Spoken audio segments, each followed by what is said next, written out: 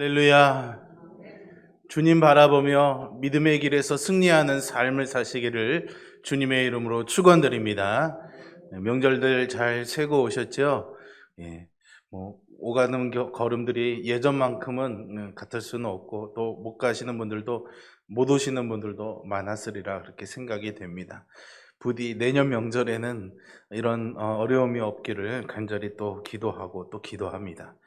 오늘은 우리 기독교 대한선결교회 교단에서 정한 순교자 기념 주일입니다. 그래서 우리 신앙의 선배들, 순교했던 이들을 기억하면서 우리가 지금 피 흘리는 순교는 하지는 않지만은 그런 순교자의 정신을 잘 이어받아서 순교적 신앙의 삶을 잘 살아가기를 다시 한번 다짐하고 믿음의 옷매무새를 고쳐잡는 그런 은혜와 결단이 이 예배 가운데 또 이 말씀을 들으며 여러분들에게 있기를 간절히 소망합니다. 복음이 이 땅에 들어온 이후로요, 사실 우리 선결교회뿐만이 아니라요, 어느 교단을 막론하고 수많은 고난의 역사를 지나왔습니다. 그 중에서도 우리 선결교회는 정말로 극심한 그런 순환의 과정 속에서도 성결한 그런 믿음을 지키면서 민족의 아픔과 함께 해왔습니다. 일제강점기 때에는요, 교단적으로 신사참배를 거부합니다. 그래서 이로 인해서 일제에 의해서 교단이 강제로 해산되게 되고 선결교회는 문을 닫게 되죠. 폐쇄됩니다. 그리고 수많은 목회자와 성도들이 개종을 요구받으면서 극심한 고난을 겪게 됩니다. 일제의 강점기가 끝나고 자유가 주어졌지만 이내 일어난 한국 전쟁에 의한 피해도 만만치 않았죠. 많은 순교자들이 나오게 됩니다. 제가 여기 와서 2015년에 와서 그해 가을에 우리 성도님들과 함께 강경, 병촌 이런 순교지들을 다녀왔는데, 그때 우리가 가보았던 논산의 병촌교회에서도 66명의 순교자가 나왔고요. 전라남도 신안에 있는 임자도에 있는 임자진리교회에서도 이판일 장로님을 비롯한 48명의 순교자가 나왔습니다. 그리고 전라북도의 정읍에 있는 두암교회에서도 23명의 순교자가 나왔죠. 우리 선결교회는 이런 순교의 신앙의 토대 위에 세워진 교회이고 성장해온 교회입니다. 그래서 우리 선결교회 교단 마크를 보면 이런 순교의 정신이 잘 담겨져 있습니다. 이 교단 마크에 보시면은 가시밭에 백합화가 이렇게 그려져 있습니다. 가시를 둘러싸고 그 가시를 뚫고 백합이 하나 이렇게 피어 있는 그런 마크죠.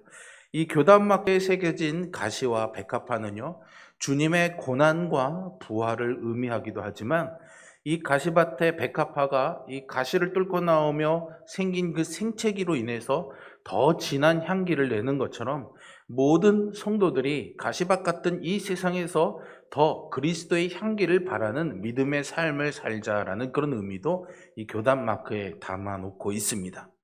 이러한 것들을 지켜보면서 다시 한번 오늘 우리의 사회와 교회의 모습을 생각해 보게 됩니다.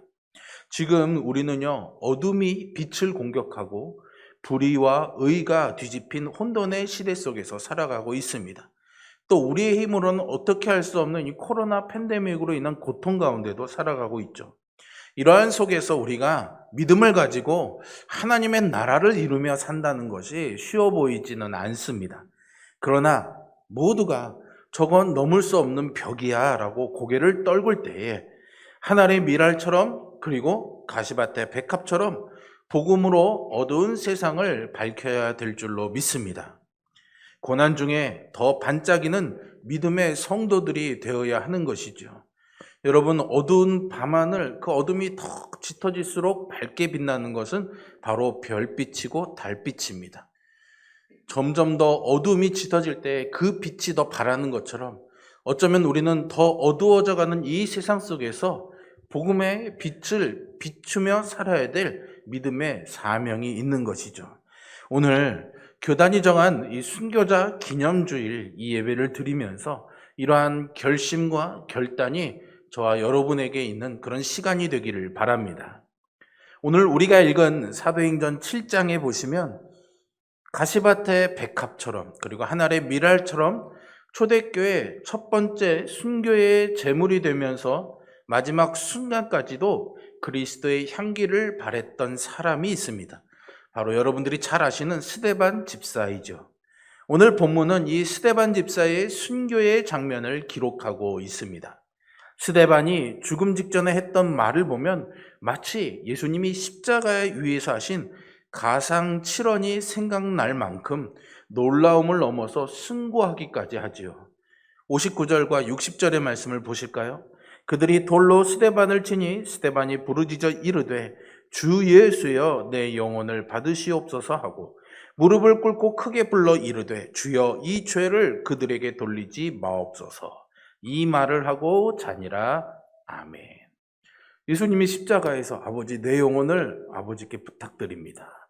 이들을 용서하여 주옵소서 했던 그 예수님의 십자가상의 말과 똑같지 않습니까? 그렇게 스데반은 예수님처럼 돌을 맞아 순교하게 되죠. 그런데 이 스데반이 순교한 이후에 예루살렘에 모여있던 성도들은 결국 이 핍박을 견디지 못하고 다 사방팔방 로마 제국의 곳곳으로 흩어지게 됩니다.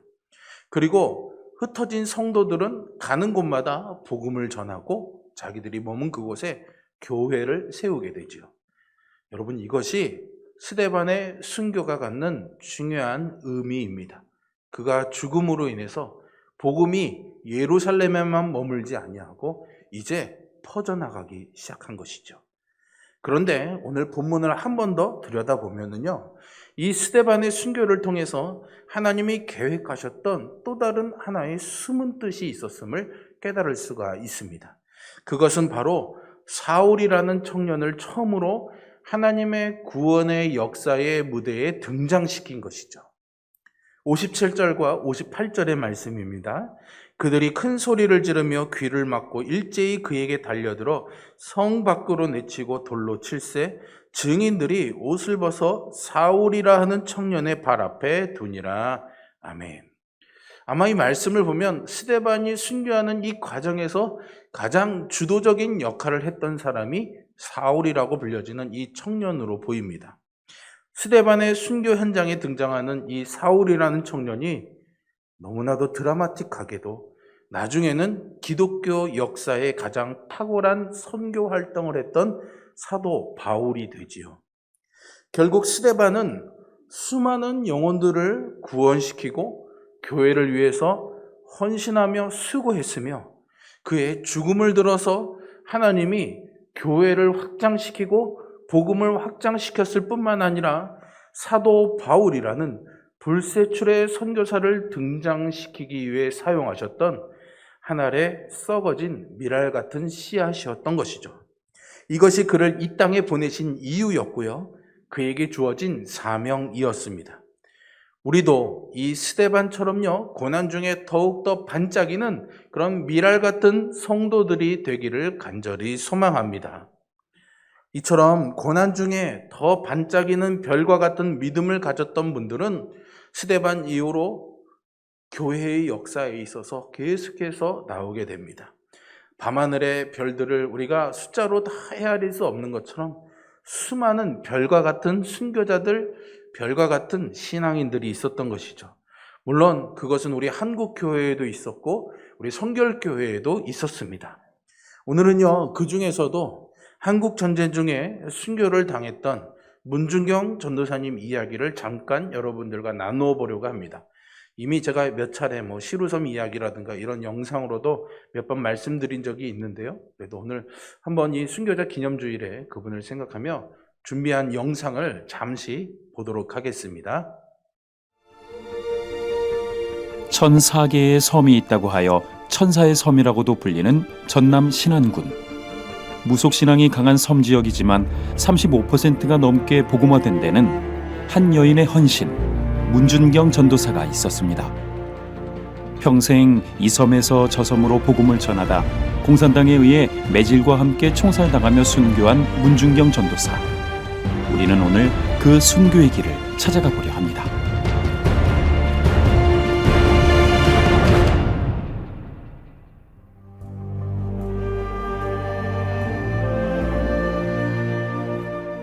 (1891년 2월 2일) 전남 신안군 암태면 양반 가문에서 태어나 유복하게 자란 문중경. 순탄치 않은 결혼 생활 속에서도 시부모님을 지극정성으로 모시며 시아버님으로부터 한글을 배웠습니다. 어린 시절 친정아버지도 가르쳐주지 않았던 한글.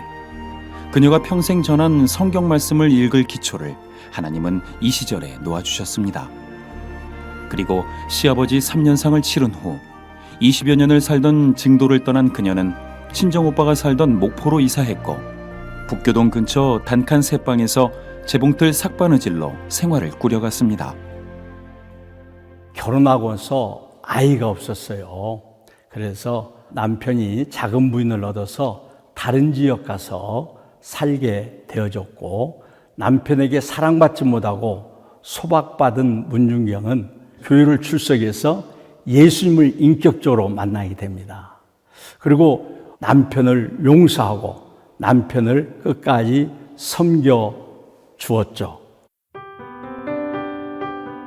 그리고 1927년 3월 5일 한 전도 부인과의 대화를 통해 삶의 전환기를 맞았는데, 난생 처음 교회로 향한 그녀는 북교동에 있는 초가교회를 다니며 당시 전도사이던 장석초 목사의 도움으로 세례를 받고 새로운 삶을 살게 됐습니다. 예수님을 영접한 후 신안의 여러 섬을 다니며 복음을 전하던 문중경 집사는 자신의 성경 지식의 부족함을 절감했는데, 하나님은 그녀에게 경성 성서학원에서 공부할 다리를 놓아주셨습니다. 그 당시에 학교 교육은 학기 때 가서 공부도 하고 이제 방학 때는 실습을 해야 돼요, 현장에서. 근데 기혼 여성이다 보니까 많은 제약이 있기 때문에 학교 자체에서 아마 허락지 않으셨던 것 같아요. 그런데 이성복 목사님이 강력하게 추천을 하시고 보증을 하시는 바람에 여인으로서 그 사역을 잘 감당했던 것으로 그렇게 알고 있습니다.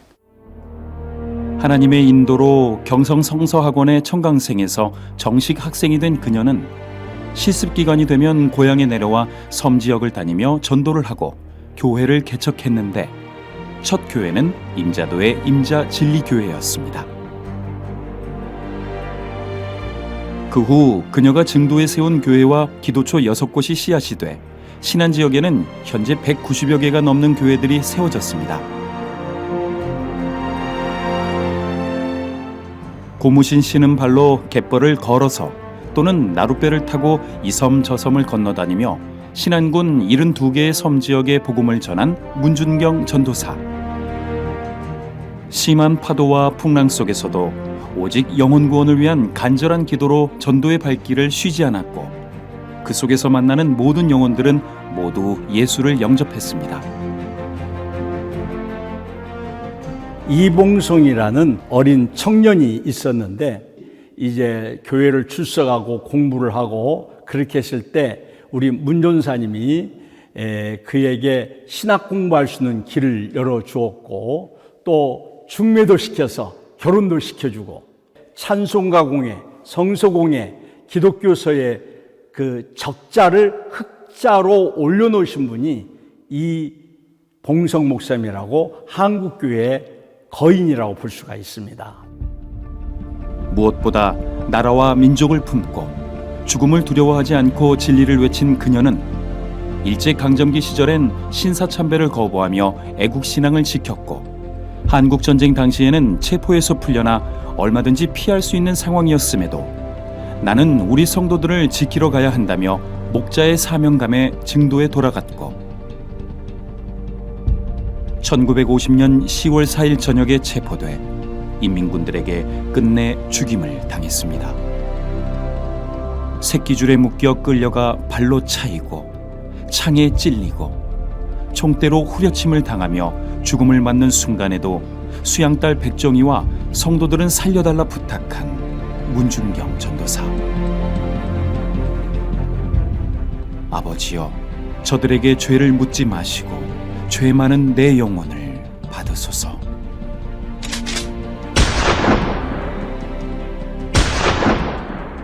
칠흑같이 어두운 증동리 앞 백사장. 문중경 전도사는 마지막 기도를 남기고 59세를 일기로 순교했습니다. 이러한 문중경 전도사를 기념하기 위해 세워진 징도의 기념관. 그녀의 동상은 물론 전도의 행적과 유품들이 고스란히 전시되어 있습니다. 문중경 전도사가 전도할 섬들을 바라보며 기도하던 기도바위는 여전히 그곳에 남아있는데, 한 영혼을 천하보다 귀하게 여기며 섬 주민들을 섬겼던 문준경 전도사. 그녀가 남긴 신앙의 유산을 기억하며 자연스레 무릎을 꿇게 됩니다. 사랑해 주시고 또 아껴 주시고 그렇게 가꿔 주시고 너무 사랑을 받기 때문에 아버지 어머니 사랑도 그렇게 못 받고 살아왔지요. 우리 전도사님 사랑받고 살았기 때문에 지금까지 그 사랑으로 지금 살고 있어요. 제자들이 이 신앙군에서만 1,400~500명이 나오는데 그것은 우리 전사님이 행복한 전도자였다는 겁니다. 늘 기뻐하고 늘 감사하고 늘 찬양하고 늘 예배 생활을 했기 때문에 그렇습니다. 그래서 우리 한국교회가 다시 한번 회복하는 길은 예배 생활을 문전사님처럼 회복하는 길이라고 봅니다. 전 생애를 통해 순교자의 모습 속에 자기 십자가를 지고 주님을 따른 문준경 전도사. 잃어버린 영혼을 구원하기 위해 하늘에 썩어지는 미랄이 된 그녀의 삶은 한국교회를 부흥 성장시켰습니다. 그리고 이제 그 복음의 빚을 안고 이 시대를 사는 우리 후손들은 다음 세대를 복음 안에 살리기 위해 날마다 십자가를 지고 예수 그리스도의 뒤를 따르는 믿음의 행진을 계속해야 할 것입니다. 네, 여러분, 전라도 목포에서 들어가야 되는 굉장히 먼 길이긴 하지만 증도에 가서 보시면 아까 보신 문준경 전도사님 순교 기념관과 함께 인근에 그 선교 유적지가 아주 잘 조성이 되어 있습니다. 그리고 이 증도가 굉장히 자연 환경이 좋아서 전라도에서도 일단 그 스몰 시티라고 그래서 자연 경관과 함께 관광지로 조성이 잘 되어 있습니다. 혹시 그 인근에 가실 일 있으면 꼭 한번 들러보시면 참 좋습니다. 그리고 인근에 소악도라는 섬이 하나 있는데요. 여기는 우리 성결교회 목사님이 지역사회 그런 사업과 연계해서 12제자의 길이라는 한국의 산티아고라고 불려지는 아주 섬을 그 선교 순례지처럼 이렇게 교회 작은 건물들을 지어서 잘 조성해 놓은 곳이 있습니다. 그래서 인근을 이렇게 가족들과 함께 또 지인들과 함께 찾으실 기회가 있으면 한번 가보시면 좋을 것 같습니다. 이렇게 성결교회는요, 문준경 전도사님을 비롯해서 한국 전쟁 중에 목사 6명, 그리고 전도사 2명, 장로 5명을 포함해서 총 160여 명의 순교자가 나왔습니다. 앞서서 제가 우리 교단 마크 가시밭의 백합화를 설명드렸는데요. 우리 성결교회 교단가가 있는데 그 교단가에서도 가시밭의 백합화는 우리의 상징이라는 노랫말이 있습니다. 비록 가시밭의 백합화는 그 둘러싼 가시로 인해서 찢겨져 눈으로 보이는 그런 아름다움은 잃어버렸지만 그 상처로 인해 더욱 아름다운 향기를 바라는 진정한 아름다움을 소유하게 된 것이죠. 그래서 누군가의 말처럼요, 아름다운 육체를 위해서는 쾌락이 필요하지만 아름다운 영혼을 위해서는 고난이 필요하다라는 이 진리를 역사를 통해서 고스란히 보여줍니다. 오늘 이 교단이 전한 순교자 기념주의를 맞아서 우리가 이런 문준경 전도사님을 비롯한 순교자된 그런 신앙의 선배들을 따라서 어떻게 순교적인 영성으로 무장되어야 하겠는가 몇 가지만 말씀드리고 이 말씀을 정리하려고 합니다. 첫 번째로요, 우리는 어떤 성경적인 신앙으로 무장되어야 합니다. 기독교 신앙의 핵심은요, 성경의 진리에 대한 이해, 그리고 그것을 믿는 일에서 출발하게 됩니다. 성결교회의 순교적인 영성은 성경에 대한 확신으로부터 출발합니다. 성경에 대한 믿음 없이 순교적 신앙을 살 수가 없는 것이죠. 일제가 일왕 예수님이 높으냐 아니면 천왕이 높으냐라고 물을 때 성결교인들이 죽음을 무릅쓰고 예수가 높다라고 이야기했습니다. 많은 성결교인들이 끝까지 신사참배를 거부했던 것도 성경이 신사참배를 우상숭배라고 말하고 있기 때문이죠. 한국전쟁이 일어나서 공산주의자들이 쳐들어왔을 때 성결교인들이 공산주의 사상에 반대하여서 싸운 것은 공산주의의 무신론 사상이 성경에서 말하고 있는 하나님의 신앙과 배치되고 있기 때문이었습니다. 그래서 많은 성결교회 목사님들이 이 사상에 반대하다가 죽거나 아니면은 납북되기도 했죠. 박현명 목사님, 이건 목사님, 최성모 목사님, 김유연 목사님 같은 분들이 강제로 북한에 납북되었고, 아까 보신 것처럼 문준경 전도사님을 비롯한 많은 순교자들이 나온 것은 하나님의 말씀인 성경에 대한 분명한 신앙 때문이었습니다. 115년의 역사를 가진 우리 성결교회가 수많은 이런 순교자들을 배출한 교단인데요, 교회인데요. 우리는 더욱 이런 자부심을 가지고 하나님의 말씀인 성경을 사랑하고 연구하고 실천하는 일에 힘써야 하겠습니다. 왜냐하면 이 시대의 영적인 싸움은 성경 말씀을 혼잡하게 하는 악한 영의 역사와의 싸움이기 때문이죠. 이 시대는 더욱 하나님의 말씀이 아니면 올바른 신앙생활을 유지하기가 어렵습니다. 사탄은 지금도 성도들을 미혹해서 하나님의 말씀에 떠나도록 우리를 유혹하고 있습니다. 그래서 이번 순교자 기념주의를 계기로 해서 저와 여러분들, 우리 모두가 하나님의 말씀을 더욱더 사랑하고 그것을 굳세게 붙잡는 그런 일들이 있기를 간절히 소원합니다. 두 번째로요, 우리는 체험적인 신앙으로 무장되어야 합니다. 성결교회는요, 처음 시작할 때부터요, 뜨겁게 찬양하고 힘있게 기도하고 열정적으로 기도한다는 이미지를 가지고 있었습니다. 우리 성결교회에서 강조하는 중생, 성결, 신유, 재림의 이 사중복음이 있는데요. 이 사중복음도요, 딱딱한 신학교 강단이나 신학자의 책상에서 나온 것이 아니라 이런 뜨거운 복음의 전도 현장에서 나온 것입니다. 우리 성결교회 신앙의 선배들은요, 복음에 대한 확신과 영혼 사랑하는 마음으로 그저 사람들이 많이 모이는 곳이라면 어디든지 달려가서 그곳이 동네 어귀였든지 장터였든지 간에 시장이었든지 간에 가리지 않고 북을 치면서 복음을 전했습니다. 그리고 순교의 현장에서도 이런 체험적인 신앙은 잘 드러납니다. 병촌교회의 정수일 집사님은요, 죽기 직전에 자기를 죽이려는 공산군들을 향해서 공산군은 패전하니 이제 회개하고 예수를 믿어 구원받으라고 외치고 순교하셨습니다.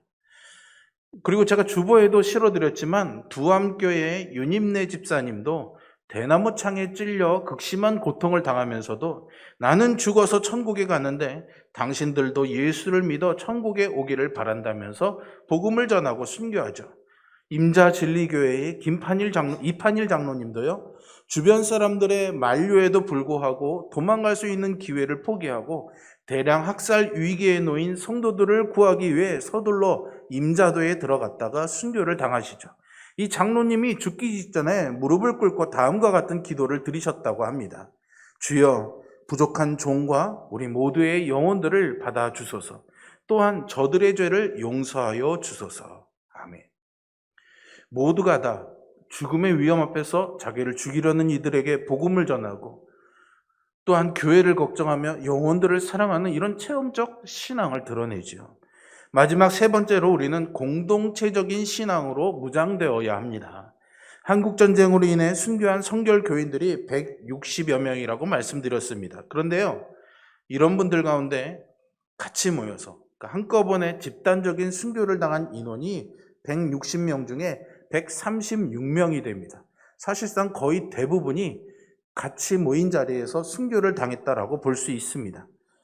충남 논산의 병촌교회에서는 66명, 정읍의 두암교회에서는 23명, 임자도의 진리교회에서는 48명이 순교했다고 말씀드렸죠. 어떻게 이런 일들이 있을 수 있었는가를 잘 생각해 보면은 성결교회가 평상시에 가족 구원을 강조했기 때문임을 알게 됩니다. 사도행전 16장 31절에 보시면 주 예수를 믿으라 그리하면 너와 내 집이 구원을 받으리라 이렇게 되어 있는데요. 이 말씀은 가족 구원의 중요성을 강조하고 있습니다. 여러분, 우리는 믿지 않는 가족의 구원을 위해서 힘써야 합니다. 또한 믿다가 낙심한 가족들의 회복을 위해서도 힘써야 합니다. 그들을 위해 기도하고 그들을 주님의 사랑으로 잘 섬기고 그들을 교회로 인도해야 합니다. 또한 이 교회 안에서 믿음의 가족을 이룬 성도들과 사랑의 교제를 나누어야죠. 하나님은 히브리서 10장 24절에서 이렇게 말씀하십니다. 서로 돌아보아 사랑과 선행을 격려하라고요. 여기서 격려한다라는 말은 자극한다라는 의미도 있습니다. 그러니까 서로 이렇게 자극을 해서 같이 성장을 도모하는 거죠. 서로 돌아보아 사랑과 선행을 자극하라는 말입니다. 그래서 함께 퇴보하는 신앙이 아니라 서로 격려하고 서로 자극해서 앞을 향해 전진하도록 도와야 합니다. 이제 이 말씀을 마무리하면서 우리가 기억해야 될 것 한 가지를 당부드리려고 합니다. 선교는요, 꼭 선교지에 가서 죽어야만 하는 순교는 아닙니다. 순교는요, 크게 적색 순교와 백색 순교로 나눌 수가 있습니다.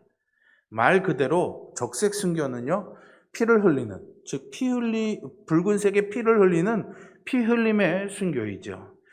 그러나 백색 순교는요, 이 피 대신에 눈물과 땀 흘림의 순교다, 이렇게 말할 수 있습니다.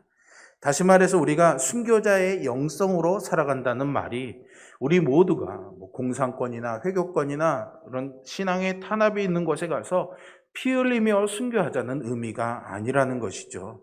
오히려 저와 여러분이 처한 삶의 현장에서 주님을 위해, 교회를 위해, 그리고 이웃을 위해 땀 흘리며 눈물 흘리는 순교자가 되어야 한다는 말입니다. 이것도 피 흘림의 순교 못지않게 우리 주님이 보시기에 아름다운 일입니다. 그러니 여러분, 살아있는 순교자가 되시기를 바랍니다. 땀 흘림과 눈물 흘림으로 순교자의 마음으로 살아가시기를 원합니다. 그러기 위해서 우리는 날마다 말씀의 세계로 더 깊이 들어가야 됩니다. 하나님의 말씀을 읽고 들으며 묵상하고 전해야 하는 것이죠. 하나님의 말씀인 성경으로 여러분 자신을 무장하십시오.